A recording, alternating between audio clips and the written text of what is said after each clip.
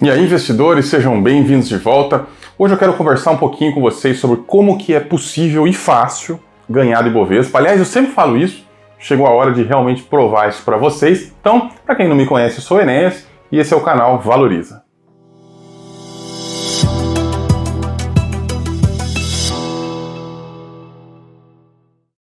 Várias vezes aqui nesse canal eu falei que é muito fácil ganhar do Ibovespa, que quem investe em BOVA11, por exemplo, sempre vai ter um resultado medíocre, que o Ibovespa não representa nada porque é uma porcaria, porque ele é cheio de viés e tal. Eu sempre falo isso, sempre falo que é muito fácil bater o Ibovespa. Aliás, eu falo que qualquer um bate o Ibovespa. Isso é muito fácil. Bater o mercado no Brasil é muito fácil.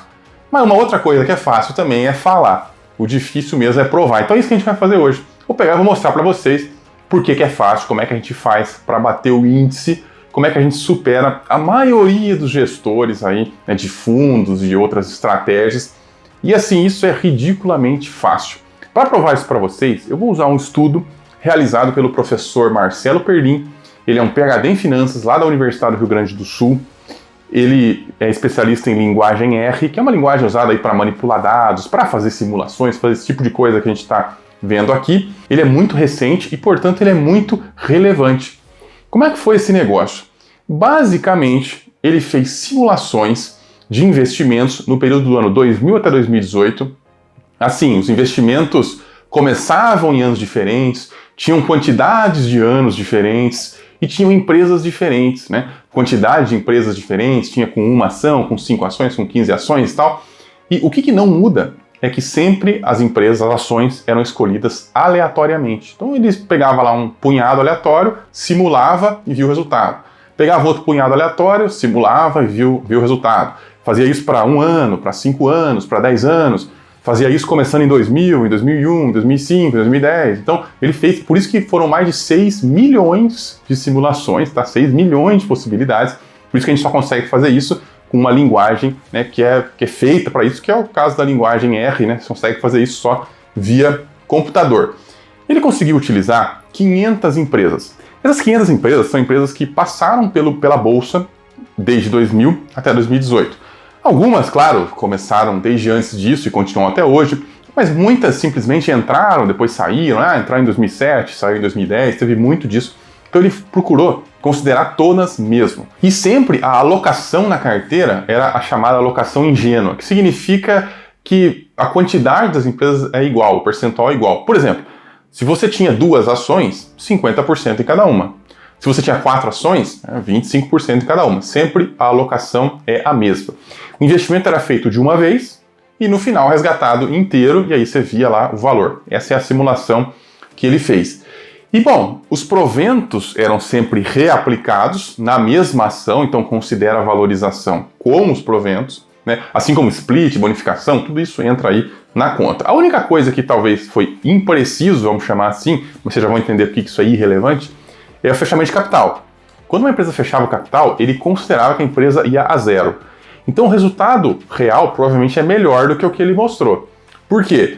Quando uma empresa fecha capital, geralmente o resultado não vai a zero, porque ela te dá um valor. Por exemplo, o Elon Musk comprou o Twitter esses dias, né, e aí ele pagou lá, parece que $54 por ação.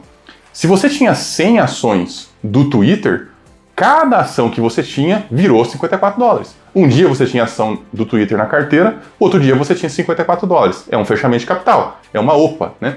Agora, o que ele considerou no estudo não, é que se aconteceu isso foi a zero, tá? Ele não considerou isso o retorno disso, porque eu imagino que isso ia complicar mais ainda o estudo, mas essa imprecisão, vocês vão ver que não faz a menor diferença no resultado. E isso deu lá mais de 6 milhões de simulação. Eu vou colocar para vocês aqui a imagem do resultado final desse negócio. Talvez esteja um pouco pequenininho, talvez vocês não estejam conseguindo ler, mas eu vou colocar para vocês e aí vocês tentam aí, né, ver, a gente vai vendo junto mais ou menos o que isso significa.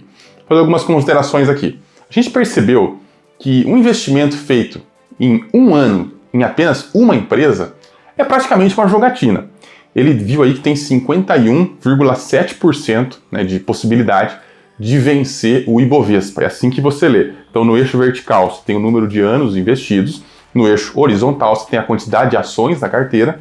E aí, as bolinhas é a probabilidade de vencer o índice. Agora, só para vocês entenderem como é que ele fez isso, para um ano e uma empresa. Ele pegou as 500 empresas que ele achou no ano 2000 e viu lá, né, quantas nesse um ano 2000 venceram o Ibovespa, quantas perderam o Ibovespa, anotou. Fez a mesma coisa para 2001, viu quantas venceram, quantas perderam, anotou. Para 2002, para 2003, até 2018. E aí viu que, em média, se você pegasse uma ação, qualquer ação, nesse período, você teria 51,7% de chance de bater o índice. Espero que isso tenha ficado claro. É assim que o cálculo funciona para todas as linhas e colunas aqui desse gráfico. Agora, olha só que engraçado. Quando você começa a subir o número de ações, mesmo quando a gente só fala de um ano, esse resultado parece que vai melhorando um pouco, né? Por exemplo, para 5 ações, o resultado já foi para 66%. Para 10 ações, já foi para mais de 70%. E lá com 30 ações, a chance de bater o índice em um ano é de 80%. Novamente, isso aqui não é estatística, tá? Não é que nem a gente faz uma pesquisa de eleição, que para você imaginar o voto de 100 milhões de pessoas, você entrevista 2.000. Não é isso que ele fez aqui. Ele pegou toda a população, ele pegou todas as possibilidades que tinha e viu quem ganhou e quem perdeu. Nós estamos falando de uma coisa do passado. É claro que a gente pode usar isso para imaginar o futuro, mas isso aqui não é estatística. Ele simplesmente pegou todas as possibilidades, tá? Estatística é quando você pega uma amostra e tenta supor, né, como é que a totalidade é a partir daquela amostra pequena, que a gente faz nas eleições. Agora, isso aqui não, ele pegou tudo e botou, né, e modelou tudo, simplesmente todas as possibilidades, né, com uma empresa, com 5 empresas, com 10 empresas, com 15 empresas, com 30 empresas. Então olha que interessante, com 30 ações, ele já passa de 80% de chance de bater o índice. E a outra variável que ele percebeu aí é a questão do tempo. Quando você vai aumentando o número de anos investido, você também começa a aumentar a sua possibilidade de ganhar do índice. Então, né, você começa lá com 30 ações, você tem lá 80% de ganhar do índice. Quando você fala de 30 ações para 15 anos, que é lá já no topo lá do gráfico, né, você passa de 98% de chance de ganhar do Ibovespa. Ou seja, é muito confortável, você provavelmente ganha. E vamos lá, né? 15 anos é menos do que a maioria de nós vai ter para investir na bolsa. Se você está começando a investir, começando a trabalhar e tal, você vai ter provavelmente 30, 40 anos de acumulação até o momento que você vai viver do seu capital. Então, tranquilamente, você chega muito perto ali dos 100%. E aí, quando eu mostro isso, às vezes as pessoas questionam, falam, ô louco, mas isso não é possível, se fosse assim, todo mundo conseguia, como é que pode ser tão fácil assim? Então, vamos discutir um pouquinho, né, sobre por que isso acontece. Porque isso aqui, como eu falei, não é uma estatística, isso aqui tá provado, né? Se alguém quiser, acessa o site, que eu vou deixar o link aqui, né? Confira o código do professor e vejam se vocês encontram algum erro, algum problema, mas eu acredito que não é o caso. O que eu acredito é que realmente isso aqui é verdade e isso confere aí com o que a gente imagina mesmo do mercado. Primeiro, por causa da questão que a gente chama aqui de convexidade. Eu já fiz vídeo só sobre isso, eu vivo falando de convexidade, e eu acho que eu tenho que falar bastante, porque é uma das coisas mais importantes. Significa o seguinte, quanto mais ativos você tiver por mais tempo, maior a chance de você pegar um que explode, né? Uma Thunberger, uma que multiplica por 10, por 100. O que acontece? Uma dessa é suficiente para fazer você ganhar do Ibovespa, menos que todas as outras vão à falência, tá? Então se você, por exemplo, comprou lá 20 porcarias, mas botou uma Raia Drogasil na carteira e ficou 20 anos, provavelmente você vai ganhar do Ibovespa, tá? Porque a Raia Drogasil sozinha é capaz de fazer a sua carteira, porque subiu lá, sei lá quanto, 30 mil, 100 mil%, então só ela provavelmente faz você superar o Ibovespa e qualquer outro índice. Isso vale para o SP500 também, mas não vamos entrar nessa discussão agora, eu prometo um dia trazer um vídeo só sobre o SP500. Mas essa questão da convexidade, ela é muito interessante. Por quê? As piores, né, vamos dizer assim que você tenha várias que vão à falência, elas vão te dar menos 100%. Então, se você investe em uma ação só, você tem possibilidade de ir para zero ou ir para infinito, né? Para cima não tem limite, só para baixo. Agora, se você começa a aumentar o número de ações e aumentar o número de tempo, você começa a ter possibilidade de encontrar coisas diferentes. Possivelmente, se você escolhe lá 30 empresas, várias delas podem ir a zero, né? Podem perder lá 100%. Suponha lá que 5 foram, você é um cara azarado, hein? Você escolheu 30 e 5 faliram. Então 5 você, né, foi para zero, todas elas perderam 100%. Só que se uma das outras deu 30 mil%, deu, né, como algumas realmente dão, né, com o passar dos anos, você compensou aquilo ali. E quanto mais ações você tem, mais chance você tem de ter uma dessa. É claro que se você tiver lá 500, 1.000 ações, talvez isso nem faça diferença, porque você vai ter um monte que vai falir também. Mas enfim, a gente pode conversar isso um pouquinho mais pra frente. A questão aqui é, mesmo essas casas de análise aí, esses mestres de análise, né, que tentam fazer uma carteira ali com 5 ativos, com 6 ativos, esses caras têm que ralar muito para ganhar desse resultado de escolhas aleatórias que a gente viu aqui. Isso aqui é aleatório, tá? Isso aqui é como se fossem macaquinhos escolhendo, não tem raciocínio nenhum aqui. Que, aliás, é uma outra coisa que a gente pode conversar. Eu não escolho minhas ações aleatoriamente, né? Eu tento escolher ali as que são melhores, mais resilientes, que têm um lucro consistente, que tem possibilidade de sobreviver. Porque é o seguinte, se uma empresa sobrevive por 20 anos, ela tem chance de acontecer isso aqui, né? De ela explodir no meio desses 20 anos. Se uma empresa tá ali meio na pendureta, né? Tá quase quebrando, e aí o pessoal fica esperando ela dar aquela explodida, né? Porque que nem você pega lá uma Oi que tá quase falida, o pessoal compra para ver se ela não explode, faz muito dinheiro rápido e tal. Enfim, qual a chance de uma empresa dessa sobreviver aos próximos 20 anos e explodir? É menor do que às vezes uma empresa que não dá muito ali, não tá muito no holofote, mas está sobrevivendo. Uma hora ou outra vai aparecer uma oportunidade para essa empresa e ela pode agarrar e pode voar. Então, assim, lógico, isso eu estou falando é o que eu penso. Eu gosto muito, eu prezo muito pela resiliência. Então, eu acho que nós conseguimos até mesmo escolher melhor do que uma escolha aleatória. Mas estejam cientes da dificuldade disso. Porque o método aleatório ganha de Ibovespa e ganha da maioria dos gestores com uma facilidade. Agora, por que eu acho que a maioria de nós não ganha do Ibovespa? E eu vou mostrar aqui um gráfico para vocês, que é, claro, esse já é do mercado americano. Ele mostra o retorno acumulado do mercado versus o retorno acumulado do investidor. Quando a gente coloca um período bem longo, tipo 30 anos, você percebe que o retorno do mercado é mais de 2.000%. Né? O mercado seria lá o SP500. E o retorno do investidor é 200%. Quer dizer, é um retorno pífio, ridículo. Provavelmente não paga nem a inflação. Por que isso acontece? É simples, né? É por causa do giro de patrimônio, que é o maior inimigo do investidor.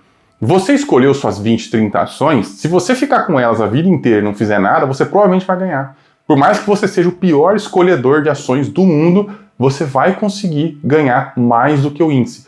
Só que o que a gente faz? A gente não faz isso. A gente escolhe nossas ações, a gente vai pro YouTube, vê aquelas thumbnails, aqueles caras desesperados, pegando fogo, tá, tudo vermelho, caindo e tal, clica, vê que a sua estratégia pode não ser a melhor, e aí começa a duvidar e tal, daqui a pouco você troca de estratégia.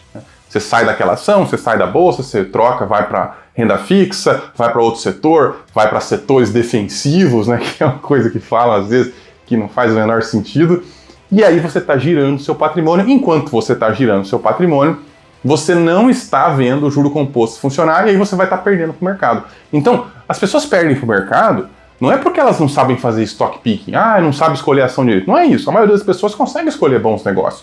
A gente consegue olhar ao nosso redor e ver empresas que provavelmente vão estar vivas daqui a 20 anos. Né? Não precisa ser um gênio, como eu já falei aqui várias vezes, para observar e imaginar que, por exemplo, sei lá, a VEG vai continuar durando por 20 anos. Para imaginar que a Apple provavelmente vai durar 20 anos. Né? Que, sei lá, a WD-40, que é uma empresa assim que já dura não sei quantos anos, vai continuar durando mais muitos anos. Né? A Coca-Cola, enfim. Não precisa ser um gênio. A dificuldade, o grande problema é que para você ter sucesso no mercado de ações, você realmente não precisa ser um gênio. Você só não pode ser um idiota. Como diz o Charlie Munger, né? Ele ganhou muito dinheiro, ele fala que ganhou muito dinheiro consistentemente fazendo coisas não estúpidas. Então, assim, a grande dificuldade é a gente escolher uma carteira e ficar com ela. Se a gente fizer isso, até mesmo uma carteira aleatória tende a bater o índice. Então, a ideia aqui, o que eu acho que a principal lição é que você tem que investir em mais empresas, mais diversificado e pelo maior tempo possível sem girar, sem duvidar da sua estratégia, se mantenha firme, não seja influenciado por youtuber, sabe, por post no Instagram, por jornais especializados em manada, né? Você tem aí o Infomoney, Valor Invest, eles são muito legais, ajudam a gente, eles nos ajudam a nos informar. Só que você tem que lembrar o lado que eles estão. Frequentemente eles pertencem a corretoras, são patrocinados por corretoras, e frequentemente o jornalista ele precisa mostrar alguma coisa que seja clicável, que a pessoa lembre, que a pessoa fique desesperada. E a gente clica muito mais em coisa negativa, em coisa que nos faz duvidar e repensar a nossa estratégia. Isso é uma coisa que a gente não deve fazer de jeito nenhum. Quem ganha no mercado é quem é cabeça dura, quem vai com a cabeça baixada até o final, nunca muda, não se deixa bater por nada e principalmente quem diversifica e fica o maior tempo possível sem girar. Então essa era mais ou menos a ideia que eu queria passar no vídeo de hoje. Se vocês têm alguma dúvida, deixa aqui nos comentários. Eu queria saber de vocês se vocês também acham difícil casar com um portfólio e às vezes afundar com alguma empresa ou outra, se vocês acham isso realmente um desafio, ou se vocês conseguem tirar de letra, vocês nem abrem um home broker direito, deixam os investimentos lá, que deveria ser o sonho de todo holder, né? Então, a ideia de hoje era essa, a gente volta semana que vem. Até lá!